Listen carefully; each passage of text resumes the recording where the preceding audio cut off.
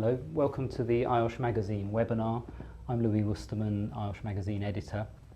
Our topic for today is ISO 45001, the impending occupational safety and health management systems standard, which if we're lucky will be out before the end of the year. If we're not, it'll be next year.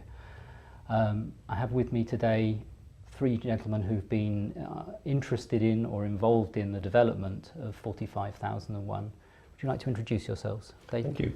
My name's David Smith. I used to work in the railways in the technical capacity, and I've been involved in writing standards for BSI and ISO for about 27 years, I should think, and involved in the development of BS 880 and then OHSAS 18001. And I now chair the ISO committee on the development of 45001. Thank you. Richard? Hi Louis, I'm Richard Jones, Head of Policy and Public Affairs for IOSH. I've been representing IOSH on the HS1 committee at BSI for over 16 years now. Heavily involved, in fact I'm a chartered fellow of IOSH and been involved in health and safety for about 30 years. And funny enough, my first real job in health and safety was with a global manufacturing company designing their new management system. This just predated HSG 65. And I've worked with on the HSG 65 refresh, taking part in the workshops and the Delphi study as David was. Yeah. So like David, I've been involved in the development of BS 8800, OHSAS 18001, and now BS 45004. To support ISO 45001. I'm IOSH's lead on ISO PC 183, 283's work group, so we've been heavily involved in that for the last 3 years. Thanks. Alex? Good morning, I'm Alex Wood. I work for Overbury, which is part of Morgan Sindall, the Morgan Sindall Group. I work for the group for 16 years now. I was with the partnership housing side of the business for 15 odd years, and during my time there I managed the 3 management standards in helping to introduce 14 and 18,001 as those standards rolled out. At Overbury we were early adopters of 9001 2015 and 14,001 15, and we want to do the same with this new standard. Thanks very much. We will be recording this, and so if you have to leave for anything urgent in the middle of the webinar, you can come back to the recording anytime over the next year. The questions box on your screen is for you to use. The main body of this webinar should be us answering questions. I say us, I mean me asking them and the experts answering them. So please write in questions. That will be how to get the best value out of the webinar. Just a very short introduction on the basis that there are good background briefing materials if you want on the kind of both the genesis and the rationale for the standard. In the form, there's an IOSH briefing which Richard has brought along, which is here, which is also available on the IOSH Magazine website, and that will be it's under the Management Systems tab. But just as a very brief introduction, the UK has had a management system standard in the form of BS OHSAS 18001 since the late 90s. By 2013, the level, if I'm right, the level of international registrations to that standard made BSI think that there was a good rationale to suggest to the International Organisation for Standardisation that it would be worth developing an ISO standard, a truly international standard. And that work's been going on since then. We've had a draft that attracted a lot of comments. The first draft international standard DIS took a long time to incorporate comments from, and we've just reached the second DIS2, the second version of the standard, is out for comment by the national standards organisations. Is that? That's correct. That's correct. Yeah. And if the comments on the second draft are not too extensive or easily incorporated, then we could be on course for launch before the end of this year. Is that right? Yeah, I mean, what happens is that we have a vote and we have to achieve a certain level of voting, which we did last time, but we also have to have not too many negative votes from member bodies, country national standards bodies, which we did last time. If we get past that, then we have a meeting in September where we decide which way we go. And that will be on the basis, as you say, Lewis, it will be on the basis of the number of the comments and the seriousness of the comments as to whether we make a final draft, which isn't one that people can amend in any way other than by full stops, commas, and really there's no major changes from when it goes out as a final draft, or whether we just go to straight publication. And it will be a decision we have to make on the basis of the comments and what people feel when we see what we achieve on the 14th of July. Okay. And then there'll be a 2-year phasing period during which people can register, but that they can still hold 18001 certification, but that 18001 will then drop out after those 2 years after the standards launch. Well, we have a 3 years. It's a migration period, isn't yeah. it? Okay. But you're right, really, it is 2 years in effect, because 3-year migration, because the way the certification bodies work. But it has to be accredited certification that we recognise and then allow this migration. Yeah. Okay. The other standards are called a transition, but this is a migration. And you're correct that Because OHSAS is not an ISO standard. yeah. Yeah. I mean, and OHSAS won't necessarily disappear entirely because it's enshrined in some countries' laws and legal system, like is Uganda as the 1999 version in their law, and I think it might be even in Danish law or something. So there will be a, so it won't necessarily completely disappear, but I don't know that it will have phenomenal support. So there's a note there for our Ugandan and Danish viewers. I suppose if we could start out with just a general question about what the purpose of 45001 is, kind of more what's the point of it? Well, the purpose is to help organisations manage their health and safety risks, very much like they manage their other risks, to minimise the possibility of harm or injury in the day-to-day activities of people at work. And that includes every person. Everybody's considered to be a worker in this standard. And when you think about the occupational health issues of stress, they apply all the way through the workforce. So this is a standard for managing occupational health and safety issues in the workplace to try and prevent the phenomenal amount of injury and harm that occurs there every year. I think an interesting point about this standard is that the whole standard is what we describe as a preventative standard. Yes, it so is. it differs from OHSAS 18001 in so much as it doesn't have a clause on preventative actions, because the whole standard is deemed to be a preventative standard. The intended outcomes are to prevent injury, illness and death. So everything that is done in the standard, all the processes that are implemented, are aimed towards that intended outcome. Right. Okay, thank you.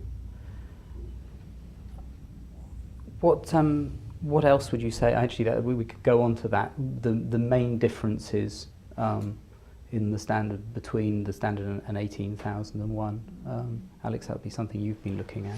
Yeah, I think there's much more of a predominance on health than there was in the 18,000 standard. I also think the need to have a targeted audit program, so you're actually looking much deeper at the processes, will be interesting to work through. And you'll need to have a robust contractor management system. Yes, yeah. Those sort of things. Really. Very much partnership plays a big word. We have this partnership and consultation. It's a big area of discussion, and that the role of the worker and discussion, either through consultation, is really a big issue. Was a big issue in this new standard. I think the two biggest issues, or the biggest changes, is one, the context of the organisation, where now the organisation has to take account of all the internal and external factors that can affect the way it operates as an organisation. So it can affect the way the management system functions and can affect the intended outcome. So they need to be thought about right up front, and the management system designed so that it achieves those intended outcomes. And of course, what's been said over and over again, much greater emphasis on leadership. You know, top management, as the standard describes them, those who direct and control the organisation, now have to be visibly active in this. I mean, with OHSAS 18,001 organisations were able to nominate a management representative, so that's the person they trotted out for the auditors, and that quite often would be the health and safety manager. Now it can be anybody in the organisation, so for global companies, for example, the chief executive and board directors may need to get used to being interviewed by auditors, which is possibly something they've never had to do before. So the auditors can request to go to any level of management and they could ask the finance director, what's your role in health and safety, which would never have been a sort of thing necessarily in the thinking in the past, but anybody's in a senior management role can be challenged about their role. So I find it quite, and the issue, as Richard said, this context issue, which was not there in quality or environment before, is a really big field, and the new leadership is really challenging thing that most organisations will find, because one of the key things in that is the integration of the requirements within the business processes. So those organisations that had health and safety management or systems or quality systems, environmental systems, as a little pod on the side, as a silo, this is no longer acceptable. Yeah. It never really was, but now you have to integrate the actual requirements in the standard within the business management system. And that is quite a dramatic change, I think, for a lot of organisations, especially when it was virtually run by health and safety managers in some cases in the past. And I think it would be vital to be able to collect the data from your various inspections and audits, and be able to manipulate that to find out where you're going to go, how you're going to trend analysis. Definitely. That's another interesting change, isn't it? Yeah. It's the documented information is now a requirement. So the new standards no longer talk about documentation, records or documented procedures. It's just documented information. So it's recognising that we live in a digital age. Yes, absolutely. Information is stored and processed in all sorts of ways. So it's for the organisation to decide how they want to record and maintain that documented information. So auditors now will have to get used to seeing this on iPads, iPhones, laptops, PCs, you name it. Paperwork is still okay, it's not been outlawed, but it's up to the organisation to decide how they want to store that documented information. Sure. Alex, you mentioned control of contractors. Yes. I think that plays into context of the organisation, if I'm right, that's something which is common to the whole suite of management standards ending in 001, 50,001 for energy management, all of the common, the ones that health and safety practitioners are most familiar with would be 14,001 and 9,001, I imagine. But that's how does that, is that just about supply chain? Or is it what does context of the organisation mean? Well, it's the whole supply chain. So that would be consultants. That would be where we work, architects. The whole supply chain, rather than just the workers out on site as well. Yeah. So yeah, the whole. And what do you have to do? I mean, it says, I suppose, without access to the text of the standard, which obviously hasn't been finalised. But what is it that you have to consider about the context? Effectively, working with bona fide contractors. Really, you've got to do your checks and balances to make sure that they're suitable for the work. It You really use the word competent, don't you? Yeah, and it's about governance and due diligence, at that higher level. Yeah. But it's broader than just contractors in the context of your organisation, because you need to consider all sorts of other external factors, the political, the social, the technological, any changes that are taking place in and around. And it's not only contractors, but the communities in which you're operating.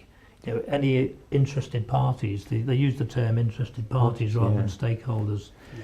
But I think the big thing for contractors is now 3 sub-clauses in 45,001 on contractors, procurement and outsourcing. Now these are really powerful. There's a requirement for organisations to have processes in place to safely manage those 3 aspects. And what it does, it effectively extends the management system as far into the supply chain as the organisation has control and influence. So it's quite a powerful aspect of it, because it's all about managing risk. It is. I mean, what he's trying to do is stop people outsourcing, using the word generically, their risk to somebody else and saying, I don't have that, it's not my issue anymore. So you have to employ responsible contractors. You have to be responsible in your procurement. You have to be responsible in your outsourcing. And it is a changing dimension, and this all comes into the context of like the legal aspect, political aspect, social aspect. All of those things drive what the scope of the system, what you're trying to achieve. So it's a dramatic change really over OHSAS 18001 in some ways compared to what we've had. And some people may have difficulty making that migration because they may not have had a fully robust system. That's an interesting point. Dave just mentioned the word scope. Within the context, you have to set the scope of your management system. It's up to the organisation to decide how much of the organisation is covered by the management system. That's nothing new, is it? No. But we've actually inserted into the requirements that the scope can't be used to hide things. So you can't decide we'll only apply it to the nice safe areas and these nasty areas are out of scope. When auditors come to audit organisations and look at how they've determined what the scope is, they'll ask questions. Well, why isn't that involved? So it's quite a powerful aspect, this context of the organisation. Sure. And I think, just to add, if I may, that one of the issues will be from an internal audit and a management perspective and external auditors, because they have to determine on the basis of the context what the risks and opportunities an organisation's got to manage. And this is a big ask of auditors and internal people, because they've got to challenge people at a senior level and make sure what they'll put in, the robustness and the scope and the thing they put in place actually identifies the true risks and opportunities, and then they put things in to manage those. And so it requires people to think differently from the pure compliance route. If you're just working with a purely legislative compliance route, you will not necessarily achieve your objective in delivering what's required from 45,001. Sure. And another element that received some attention after in the amendments requested to the first draft was worker participation and involvement. Again, using perhaps 18,001 as a contrast, what more will be required of organisations who will move over? Well, I think that, to me, the important bit about this is it's been, the high level structure, Annex SL as it's described, now mandates 10 clauses, and they all have to be in the same order and the same titles. Now you can't change the titles, but you can add to them And for 14,001, we've added worker participation 45,001. 45,001. Yeah. We've added worker participation to clause 5, which is the leadership clause. Sure. And it's very clear that the top management have to ensure that non-managerial grades, as it's defined in the standard, are consulted and participate in every stage of the management system. And we've now, to stop a lot of the repetition that was taking place in the, there is now a subclause, clause 5.4, that encapsulates all that's necessary on consultation and worker participation within the standard. Can you imagine what that might look like for auditors going in, what they would be looking for above the fact that workers were just informed that something was going to happen? That would not satisfy an No. auditor. It's been quite a lot of debate, and one of the things is a translation issue, isn't it, between Yeah. what consultation means and what participation means, and it does have different connotations. So we've used both words when it perhaps not, wouldn't appear to be necessary in English, but the reality is that we would be looking to see that they actively engage with workers, maybe having meetings, consultations, whatever, in say processes and how processes are used. And in 18,001, which won't be any different from this, the workers would be expected to be involved in identification of the hazards and the risk management actions. They would be expected to be involved in things such as investigation into incidents. So there's various things you would expect to see, and you can measure with an audit. I think virtually any of the clauses that an auditor goes in to talk about, a valid question will be, well, how have you engaged the workforce in this aspect of your business? Yeah. And if it turns out that they haven't even spoken to them, or they've just informed them, then that won't be good enough. Yeah, there has to be some evidence that they've engaged them positively. Evidence. As with the management, would it be possible for an auditor to go and actually take their own soundings from worker representatives? Well, that's what you Workers, do. yeah. Oh, yeah, as an Yeah, auditor, and I do that sort of work. You will go to workers and ask them, and the words the words you use are carefully chosen not to be sort of high level, but you would ask them, tell me how you deal with problems, and who do you communicate with, and that shows, in effect, management involvement and the consultation process and the communication process. That's essential to deliver this.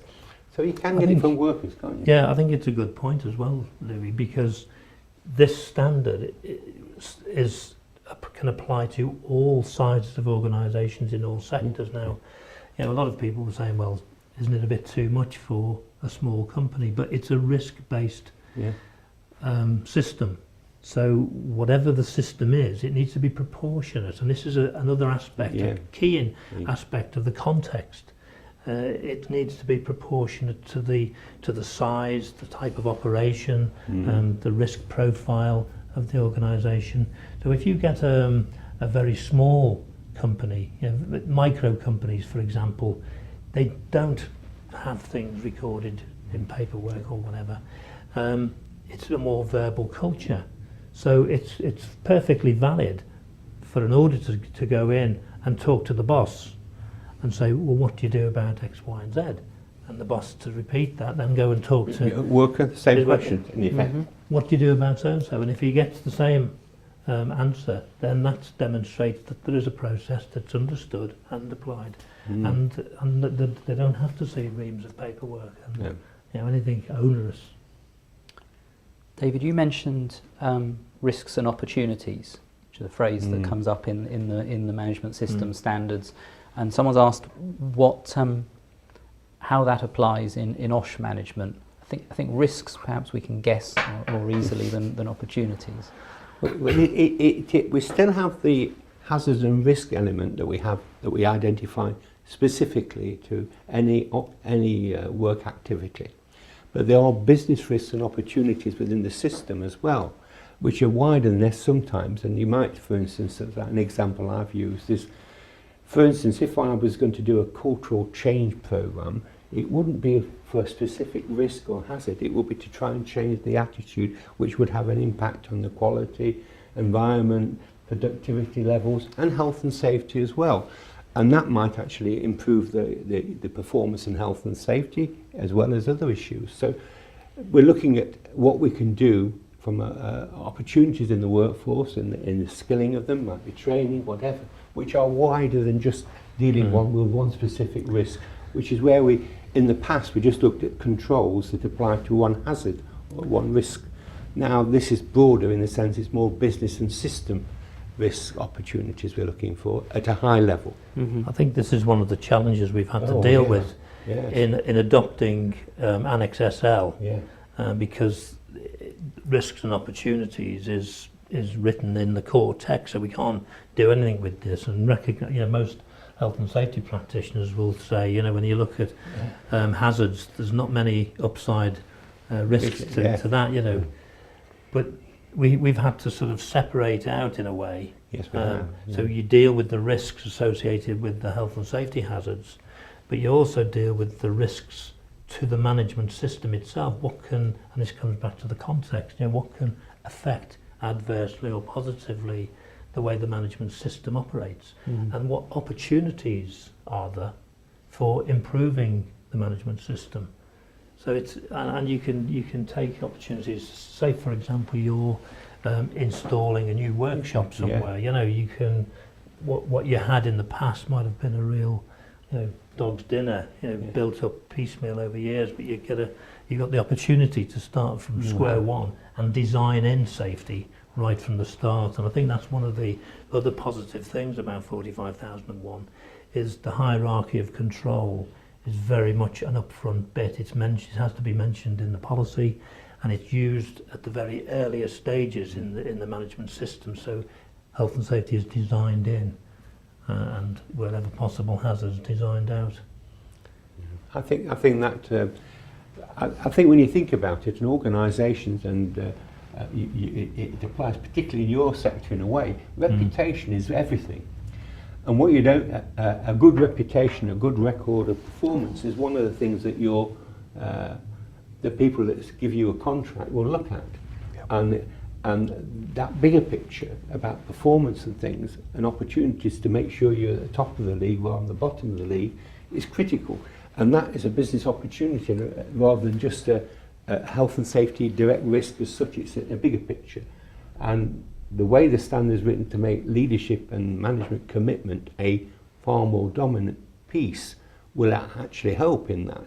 And I think that people, there's lots of things that you can do that aren't directed to a specific hazard, and they should be seen in the context of governance and management of risk in the wider element, and the benefits to the organisation, which benefit the workforce as well.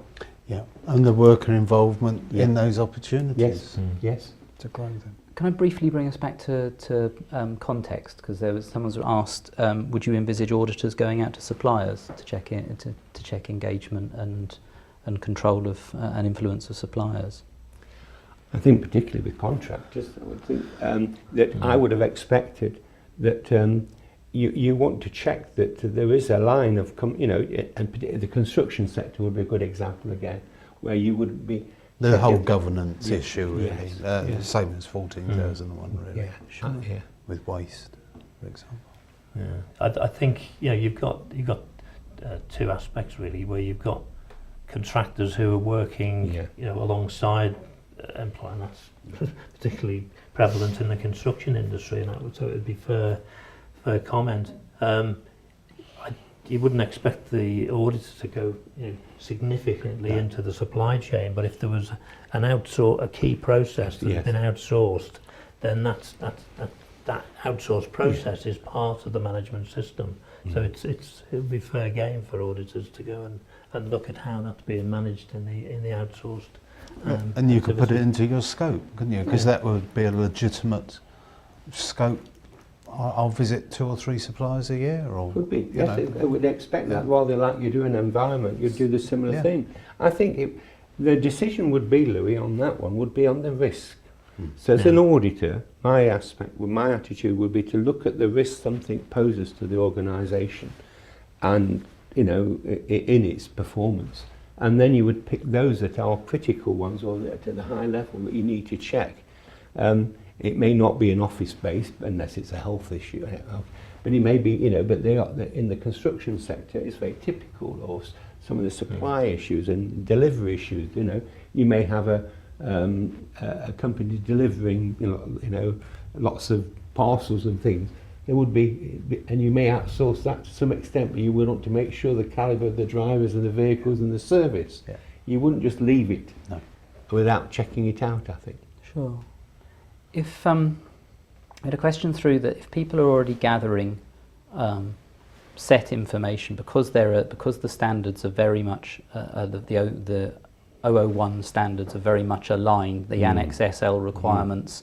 This is the common text that runs between 9001, the updated 14001. All of them have the Annex SL is core requirements for a management system, and so if you're already gathering data for other standards in the series, what you've already mentioned worker participation as something that's gone into leadership as an extra piece. What else would be new to someone signing up to 45001? I mean, the first thing is, you've really a very good question, Louis, whoever asked that question. The standard of the Annex SL, and it's something we've been fighting for, that sort of thinking for a long time in the standards writing field, is to facilitate the integration and to stop the duplication and the opportunity and reduce the likelihood of conflict or whatever. And so the core text in the standard, it will be the same in all 3 standards or 4 or 5 standards you use. And if you've got some of those in place, and you've got a good OHSAS system, migration to 45001 will be substantially more easy than it would be if you haven't got those standards. From my point of view, thinking about it as if I was running a business or whatever, I would not want to go and identify the factors that impact on the organisation, external and internal, for my quality system, then for my environmental system and my health and safety system. There will be unique elements in that thing, but in essence, I'd look at all those issues. And when I look at the interested parties, I look at them all in one go. And then I'd be starting to look at what the risks and opportunities collectively are. And some would be purely health and safety, some would be quality, looking at the customer focus, some would be on environmental issues. But the collective thing would be a composite, it would be an integrated approach, and meets this requirement in leadership that we integrate the requirements into the business processes. So going back to your question, there are the unique bits, and we do have the unique bits, which are the participation and consultation. But if I was putting in a quality system, environmental system in 45001, I don't think it would be a good idea to just say, well, participation and consultation is just something for health and safety. No. I think this is something for quality. I think it's something for environment. What I would be doing is looking at upping the ante in all the 3 areas to take the best out of each standard. So if the way you manage documents and stuff is excellent in your quality system, you would use that approach in your health and safety system. So you could, or if you use these in a positive way, not to do the minimum, but to try and do the best, to make the best opportunities out of this, you will raise it up. And there are unique things that would be in your OHSAS system. In the main, a lot of the things in the OHSAS system, when it comes to operational control, are there already, aren't they, Richard? Apart from the outsourcing, procurement, and contractors are not so strongly worded, but the rest of it is very similar. Yeah. I think one of the things, with the Annex SL, it's been estimated, I think, that about 40% of the core text in all new and revised management system standards will be the same. Many of the common terms and definitions will be the same, but the rest will be topic specific. But I think the clause and sub-clauses that have had the least changes is in clause 7, which is support, which covers the competence of the of people within the organisation, the communication channels that have been set up. It's how it's a section of the standard that helps to make all the rest of the standard work, and that will be common in most parts across all the management system standards. Sure. I mean, if you look a bit further on the audit and review process, would you do them separately? I would have thought the management review would be better as a collective, and the audit could be very much in depending on the complexity of the organisation. But a lot of these things could be actually done together, and the wording and the approach is the same in those in all of the standards. You don't want a separate audit or review process for the different standards. You might be setting separate objectives for the different standards, but the process for evaluating those will be largely the same. Alex, you've been looking at the switch between 18,001 and 45,001. What are the main, for someone who's for an organisation that's already certified, what do you think are the kind of main bits of work to move to the new standard, and how long would it take? I think you really need to think about a robust data collection, how you're going to collect your data, how you're going to use your data, from whether it's incidents, whether it's inspections, whether it's audits. The way you cut and carve that will assist you with the audit process. If you haven't got a health surveillance program, you really need to think about having one.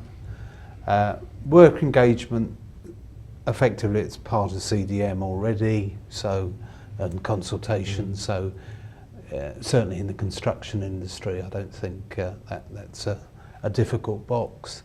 And you know, large construction organisations have top-down management. They understand the real importance of health and safety in today's world. As we said earlier, you know, the worst thing you want is adverse publicity, so it's incredibly important to get health and safety right. I think one or two things looking at the wording of the standards, I think certainly for the smaller organisations may be difficult. Before we started today we were talking about eliminating hazards, and you know, certainly in construction you go into a room, I can understand it with manufacturing and I can see the point, but trying to eliminate hazards when you're a contractor going on a site which may have no access or difficult access, you know, I can see that, and as the standard grows I think that may well be a focus of the auditors, the external auditors, and once you can try your best to reduce or eliminate hazards, I think there will still be some need for control. I think that's recognised, and one of the things that we're pleased to have in the standard, that was in OHSAS 18001, is the hierarchy of control, and I think that's where the term elimination of hazards, because that's the top of the hierarchy. If at all possible, you should eliminate hazards before substituting engineering controls, admin, last resort PPE. But it's recognised that you're not going to be able to eliminate hazards in every situation, but it's always the first option. Absolutely. If you can do that, absolutely, you know, all the risk goes away. I mean, you can't eliminate electricity in most places. It's always going to remain there as a residual hazard. But I mean, you can manage the risk so that the possibility of harm is very low, and I think people have to get that in perspective. But I mean, in some cases you're looking at the processes, and the way the new standards are about looking at processes as well as the plan, do, check, act approach, and you look at your processes and say, do we need to do it that way, is where you could actually say, how do we tackle this job and go about this job at an early stage. And I've had very bad experience in previous life with architects and designers who don't look at the bigger picture as to the practicality of doing something or maintaining something. And so I think if you look at the bigger picture, you can eliminate some things by saying, well, we're not going to have to climb a ladder to get to that light bulb. There's another way we can do it. So I think that we need to look at the big picture rather than just the day-to-day activities when we talk about elimination And this brings us back to the context again, because one of the aspects of the context you might consider is technological change. Yeah. You know, Yeah. and as there are advances, how we did a thing one day may be completely different the next day. If we can introduce new technology that, you know, either eliminates hazards or significantly reduces them, you know, or, you know, you're talking about health surveillance. Now you've got all this sort of wearable Yes. Yeah. technology, you know, Yeah. that can monitor, you know, people monitor wearing your these blood Fitbits and yeah. things, you know. So I mean, you know, you're going into the realm of big data and the Internet of Things, you know, but where you may have the opportunity now to gather data about how your hazards are being managed, you know, far better than you have in the past, which may again, you know, offer up new opportunities to sort of change the way you do things and change the way activities are performed. A robust and focused audit program, I think, will help. Internal audit program will help people flush out the areas where they've got concerns, where they might not be managing the standard as well as they can. I think you picked on, you picked on a very big point, is that we need to make sure internal auditors are really equipped to deal with challenging senior management and don't feel this is a risk. I mean, managers have got to actually encourage that sort of robust challenging and looking at a bigger picture and outside the box when they ask some questions, because if you do it, the good internal audit is going to be better than the external audit in many ways if they do it properly. Yes. And top management need to make sure that they employ the right sort of people as internal auditors who will be prepared to ask and challenge and look at things in the bigger picture, because there are these new opportunities and ways of doing things that might open things up and give a better way and give a better outcome. And we shouldn't be just thinking where we are today, it's where we could be tomorrow. Might mean you can leapfrog somebody else in your field and be far better. I think that's a great point, because the idea of considering the context of the organisation is not a one-off exercise that you do at the start. It actually makes the whole management system a dynamic system, because you're having to continually assessing what the context is. You know, you have new customers, or you build a factory in a new area, you downsize or you merge with another organisation. You know, it can be all sorts of, and not to mention the technological changes. So there are continuing opportunities to review how you do business, and then how your management system may have to change to reflect that. Yeah. Sure.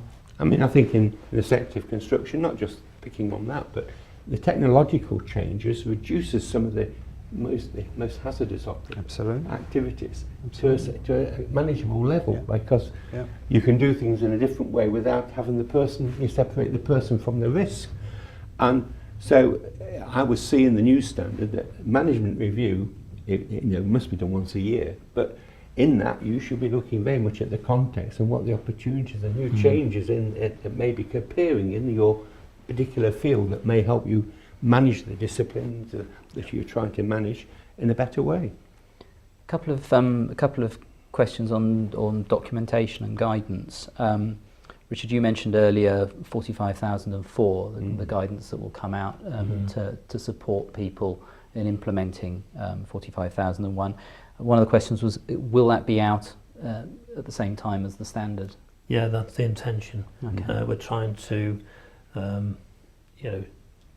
juggle our responsibilities about developing the standard, but also developing the guidance alongside it, so that we can get it finished and available at the same time. Sure. That it may, if it's not on the exact same day, it will be very soon after. The other one is about training for auditors, just to get that in there. Will that be available in time for... Well, the audit issue is a totally different thing. That's a problem to some extent, because the standard that there's a standard being written about what an external auditor looks like, and that's been written in parallel. There's also a revision of the document about auditing anyway, which is called 19,011, which tells you what a health and safety auditor looks like. So I'm not sure that all those things will be out at the same time. So there may be problems, but I don't think they'll be very far apart. The 17021 on auditor will be out pretty well the same I mean, time. most auditors who are certificated to audit, Yeah. is that the right term, certificated or accredited, to audit to OHSAS 18001 shouldn't be far off No. 14,001. I know that IRCA, the International Register of Certificated Auditors, had mandated 1.5 days training for those auditors who want to transfer from OHSAS 18,001 to 45,001. Yeah. That's not that there's anything fundamentally changed in the health and safety management system arena, but it's ensuring that auditors have the skills to sort of audit the context elements that they're used to.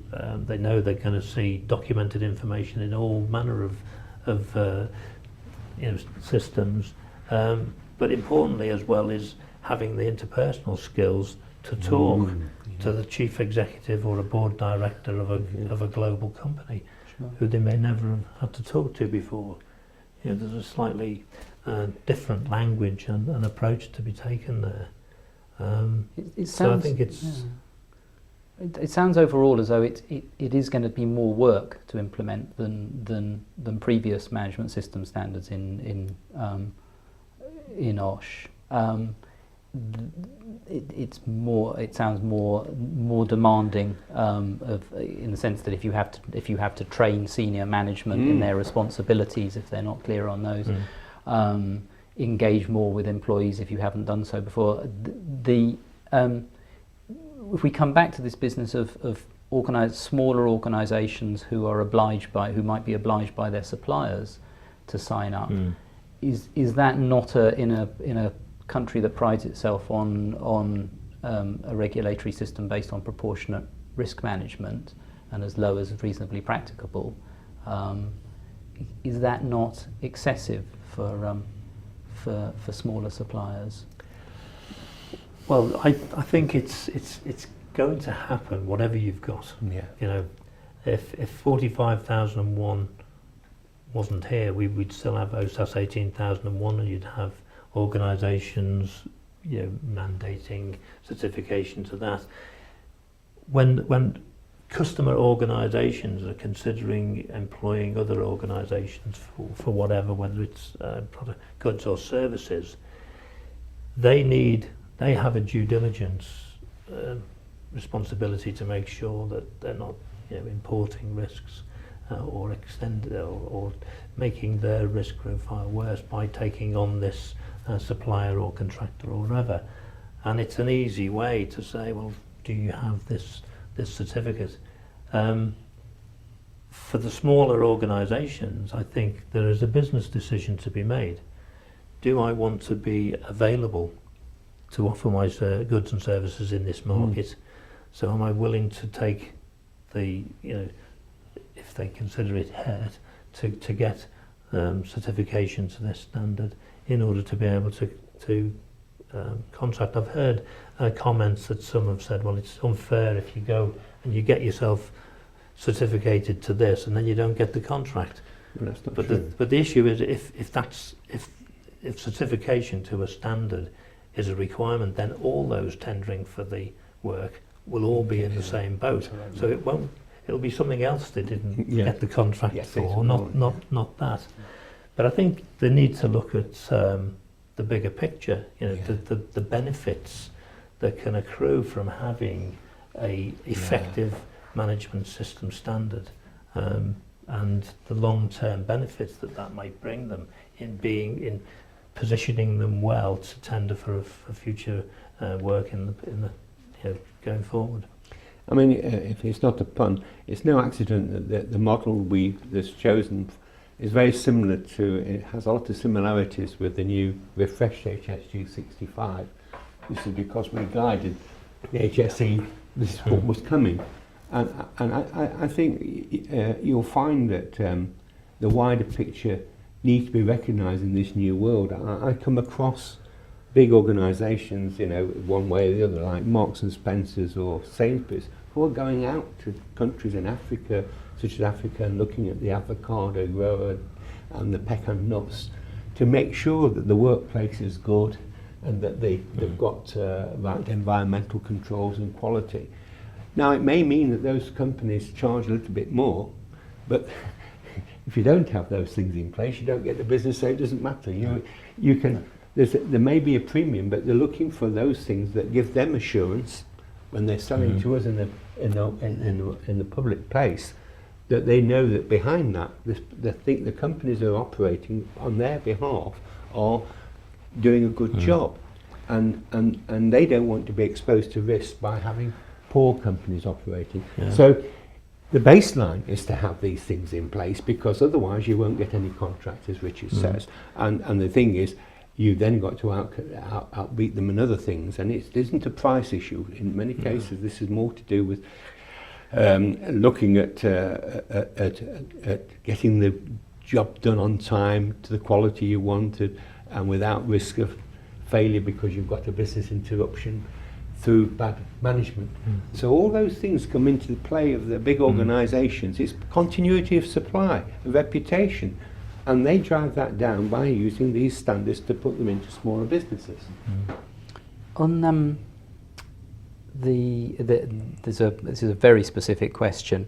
The latest iteration of 14,001 for environmental management introduces the concept of life cycle assessment to look at cradle to grave environmental impacts and aspects. The questioner was asking, can that be used holistically? Can this assessment be used to confirm existing hazards and identify potential hazards in OSH?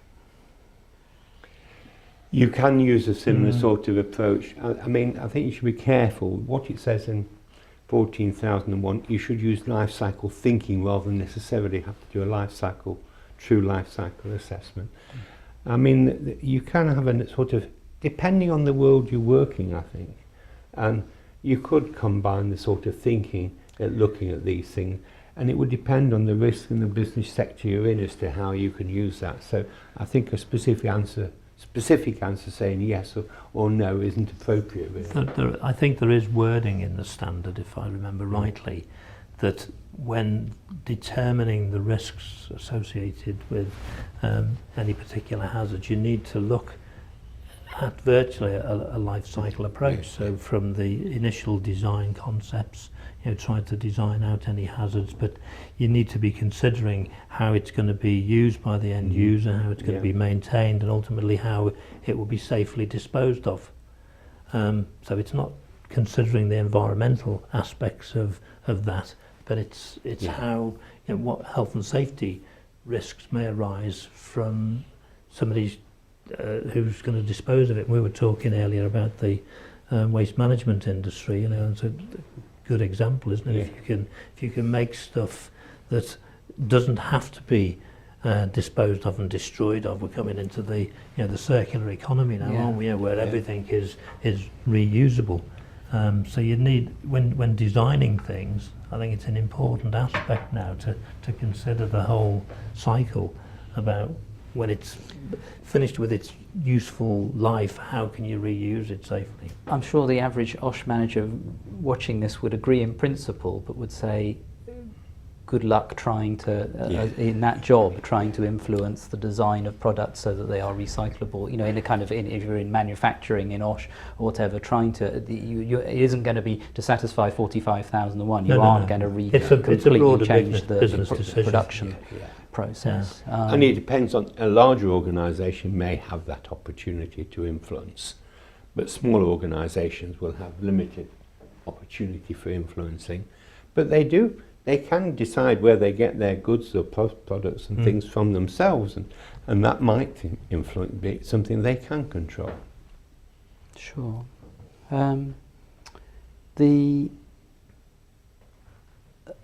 The other question that came up that I thought was interesting was how much industry consultation went into the standard. Well, you do this in your committees, don't you? Well, when we consult our members on elements, the different committee draft stage and the DIS, we have members inputting from different parts of from different industry sectors. Each national standards body, which is referred to as mirror committees, HS1 committee is made up of potentially about 40 people who don't always turn up, and they come from a cross sector of industries, and they're not all health and safety professionals. No.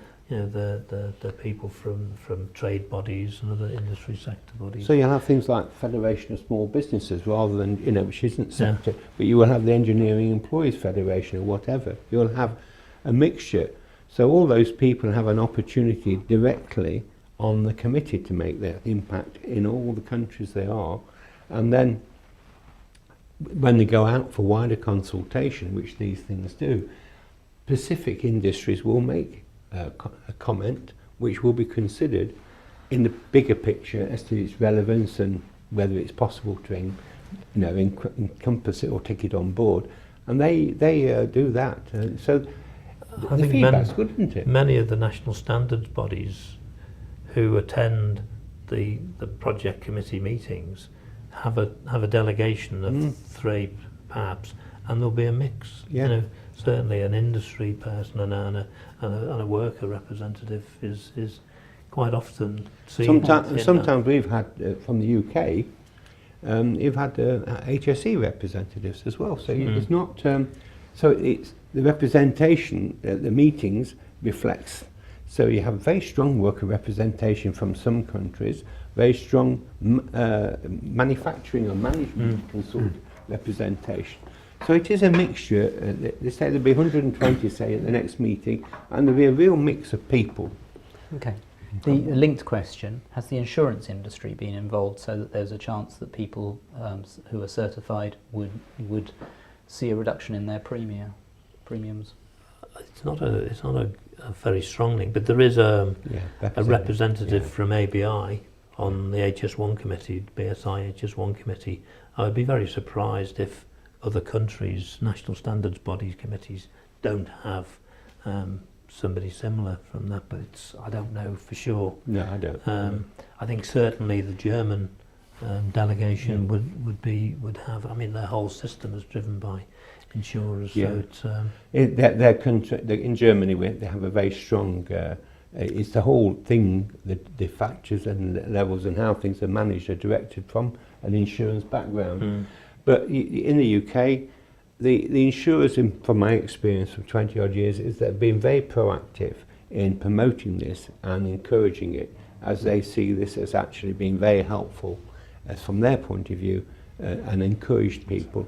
And in some cases, smaller businesses have had reductions in their insurance premium as a result of adopting those as 18,001. Okay. So I see no reason why that shouldn't continue with 45,001. Thank you. Someone was asking if you already have a management system which was mapped onto the HSE's HSG 65 document, what would be the benefits of, or is there any need to implement 45,001? Well, this is the IOSH position on this. I can talk about the IOSH position in this case, because this is something that we've consulted members on in the past, is that we are very much in favour of a systematic approach to managing risk. We don't really mind which system is used, and as international standards, well, all standards are voluntary anyway. We'd be quite happy for an organisation to take the principles of any given management system and implement them, deal with it with internal audit, and not necessarily go for certification if that's not something they necessarily require. I think our view is that good health and safety management is good for business. Not only does it save lives, but it can enhance reputation, resilience, and results. So it's up to the organisation whether they seek certification, accepting that the question that we had before, that some organisations may be compelled by other business needs to go for it. Sure. I mean, if you look at the refreshed HSG 65, and hopefully they may change it when 45001 comes out, but it does reference OHSAS as being a way of going beyond HSG 65 because of the audit process and be more powerful. And it can't make you do it, but it does recognise it as a way of giving better advantage and making sure your health and safety works.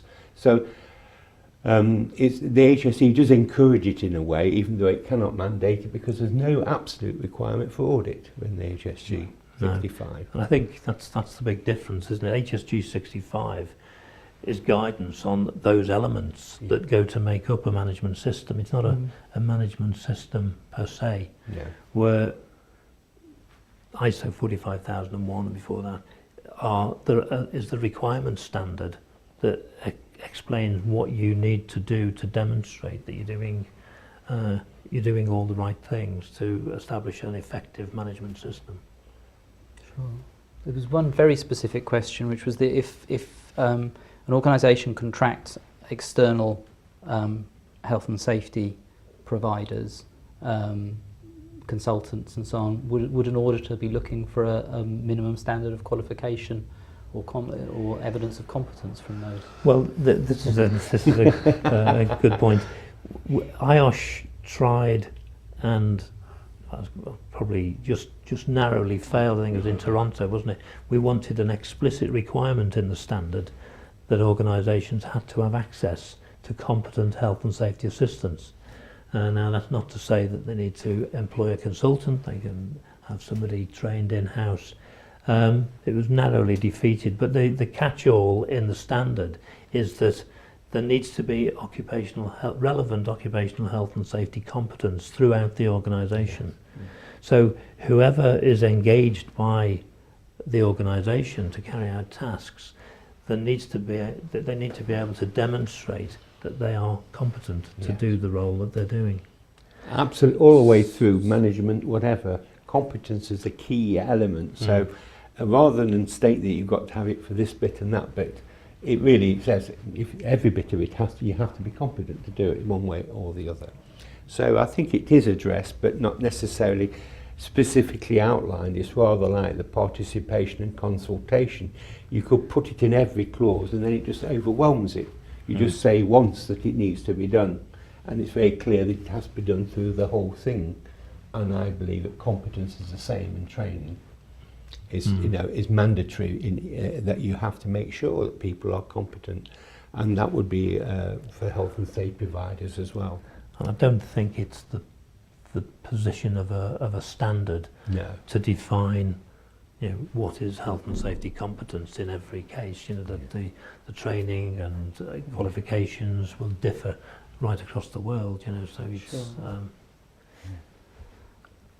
In answer to the viewer who asked, in response to I think Richard's point about talking to CEOs about whether or not the viewer asked whether or not there was any way you can go for advice on competence in talking to the most senior levels of management, I'd say watch IOSH Magazine. It's something we're trying to come back to over and over again, and it certainly crops up in the leader interviews. It's something that I think it's not always the thing that is built into the existing skill sets of a lot of OSH practitioners, and is something that everyone has to learn for themselves to a certain extent. We're going off ISO 45001 a little bit here, but I mean one of the things this is recognised by IOSH, and one of the reasons, I mean, members out there will know that we've developed the IOSH blueprint.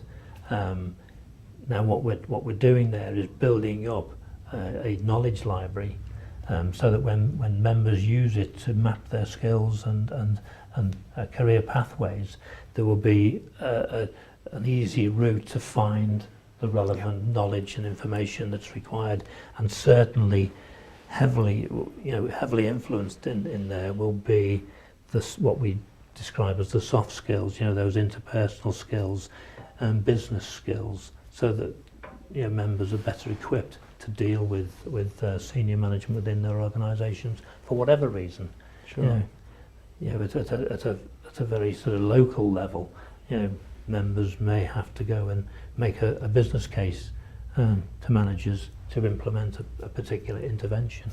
So it's, you know, it's right through the organisation really. I think one of the things we perhaps may have not looked at is that one of the things is the policy and the system and the direction that the organisation takes has to be consistent with its vision and mission and with its purpose. And you look down, further down, you have to set objectives. And well, you know, many businesses talk about KPIs, key performance indicators, and this very much lends itself to looking at the top management are setting objectives and performance indicators that are consistent with the purpose and where they want to be. And this will help people as auditors coming in or working inside the organisation to challenge managers. You know, where are we going? How are we achieving this objective? Is it relevant? What does it mean? So I think that probably is one of the vehicles that people, the health and safety practitioner can pick up on and use as a way of getting into the inside of the manager's thinking and the way the business is going, and helps perhaps when they go and talk to senior managers, please tell me what your KPIs or your objectives are and how you're delivering them and how they are SMART, you know, which is in effect, you know, the old acronym of specific, measurable and SMART term. And that's what it's driving you in the standard to do. And I think that may be the vehicle for people who are internal auditors to actually use without being so directly in the face of a manager. You actually say, this is what the external certification auditor may ask you. Please show me what we're doing so that we can be sure that we satisfy those needs. I think one of the, to make a link back from the IOSH Blueprint tool to ISO 45001, because ISO 45001 has this requirement to ensure the competence across the organisation. One of the key points about Blueprint is it's going to be opened up to all businesses. In fact, it's available now, but we're continuing to evolve it. So it will be a tool that all businesses use that can check OSH competence right across their workforce, not just for health and safety professionals. So, you know, going forward, it's going to be a key tool that businesses can use. So it's certainly one to watch very carefully. Thank you. In the closing moments, Alex, I think there's a couple of questions that touch on what people, you were talking about data gathering earlier on and robust measurement systems for things like incidents. Given while we're waiting for the final text, what else should people who are expecting to adopt 45001 either from 18001 or just cold without having had a system, what should they be doing? I'd start with probably with the programme of audits, where you're going to target what you're going to look at. As we said, looking at objectives, so you can draw back again and perhaps plan to audit what your objectives and targets are going to be. I'd certainly think strongly about how you consider health surveillance. If you're not engaging with workers, how are you going to do that? How you're going to consider eliminating hazards, because I think that will be a strong point moving forward. And if you haven't had if you don't have a robust contractor management system, you really need to engage with that. I think for an organisation starting from scratch, they could do worse than look at it HSG 65, which will at least give them, you know, the elements of a management system and describes how those management system elements can be established and fit together. But ultimately, they will, you know, as with any, you know, organisations who are moving from OHSAS, there will need to be a point when they assess what they've got now and where they need to be to get 45,001, the Yeah. so-called gap analysis. Now, whether they do that themselves with internal resources or bring somebody in, for those who have got OHSAS 18001, they will already be engaged with the certification body, and they'll be all over them anyway, want to know when they're going to transfer. So they can use that resource, but we're developing a tool for that. I think that's the thing is that that big bit at the front, Richard mentions, in effect, you're doing an evaluation or initial review. Looking at the context is the part to start with, isn't it? And the leadership and the sections 4 and 5. You need to get your head around those bits, and that gets you going forward. But it is going to be a big step. But those who have 18,001 shouldn't find it much more difficult than managing those bits, new bits. They will have a lot easier route forward. And certainly HSG 65 has the foundations. And if you look in the HSE website, they have very much improved in some of their guidance on particular things. So it's very much simpler, some parts, to read and access. And they will help you. I mean, in 45,004, when it's finished, will be another stepping stone, because the reason they're doing BS 45,004 is because UK is more advanced in its thinking than some of the other countries, without saying we're great, but we're better performance in many countries. And so we're putting some of the guidance in there to say what this means and how you might achieve those extra things in worker participation or incident investigation, whatever. So there are tools out there to help you, and certainly the basic things that are out there are good starting points. And I think for those who haven't got a management system, take part in the public consultation, and at least they'll get to see what the requirements are of 45,001, and gives them a good start in that way.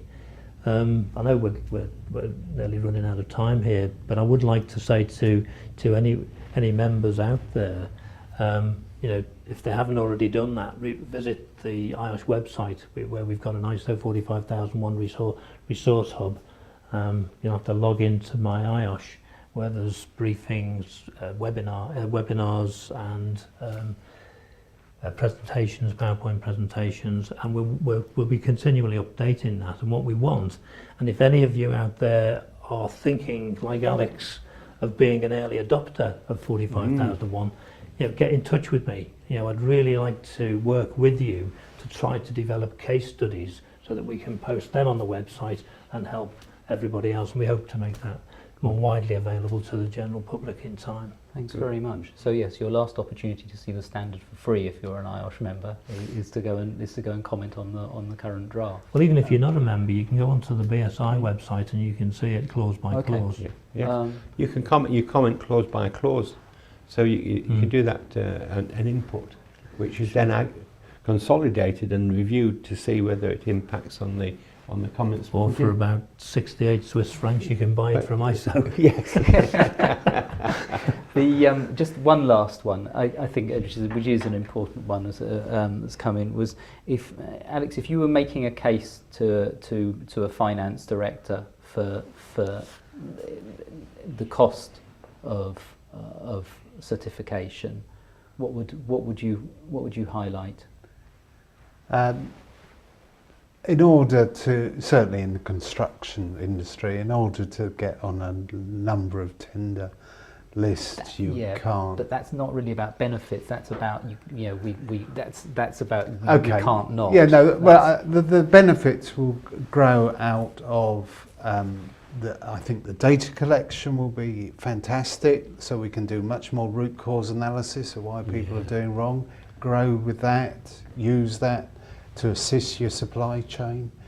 I think the health surveillance side of the thing is so important in today's climate. We've got to do more about health. It's still health with a small h in a So lot it's of absolutely, industry. I mean, if we translate this back to a finance director's thinking, if we're talking about competence to talk to senior management, you're saying reduced absence rates. Absolutely, That's- absolutely. Yeah. I think people Possibly don't. lower insurance Yeah. premiums, which is... I think people don't realise how much time's lost if you look at from a stress sort of issue. You know, it's called psychosocial risk, which is something we're thinking of tackling as well. You know, longer specifically.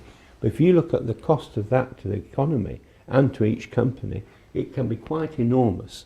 And I think if people start getting those figures, and I agree totally, but you need to get that information and understand why people are off and what the issues are.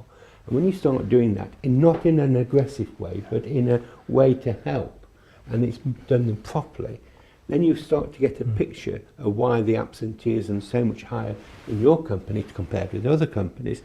And you think, oh, we have one day, our workers have 1 day a year off more than they do. Well, that equates to this cost, you know. This is 2% of our cost, or whatever it is. You start then thinking, what can I do to do things better? And the finance director should be picking that up with the HR manager. What are we doing? Why do we have such a high turnover? Why do we have, have such a high training bill?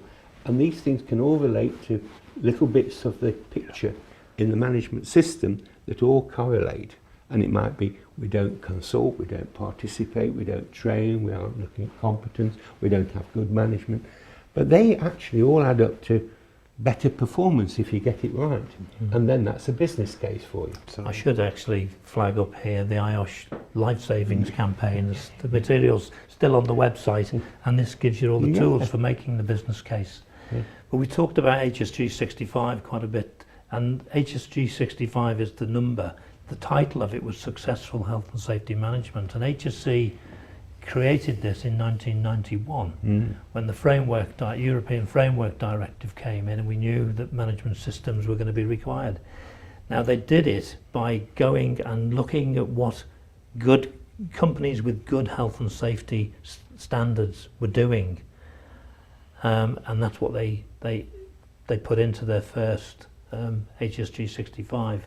Now, it was refreshed quite recently, and the long Delphi study that was done really just confirmed the main requirements for an effective management system, which was strong leadership, sound business processes, skilled and competent workforce, operating in an open and trusting environment. Now, if organisations can introduce a standard or a system that meets all those, then they won't be far off. It was interesting when we did this, Richard and I sat together, they identified, the team of professionals, that the core requirements didn't contain the words health and safety, did they? Leadership, commitment, risk were all really business terms, and if they were being looked after well, they managed your business as well, but health and safety. And that's where the refreshed HSG 65 came from, because it recognised that the key business issues, managed well, delivered what you did for health and safety as it did for anything else. And HSG 65 refreshed is very much business. And the big change in HSG 65 was moving from the old POPIMAR to Plan, Do, Check, Act. Now, the difference between POPIMAR and Plan, Do, Check is hardly anything. But Plan, Do, Check, Act is more recognised in business by businesses and business leaders, so it makes it more accessible. Well, on that point, I'm going to wrap up. Thanks everyone for attending. Thanks very much for our experts in the room. This will be available for a year from today or tomorrow on the IOSH Magazine site. I'm going to presume on the goodwill of our specialists and say that there are the few questions that came in that we didn't have time to group together or answer.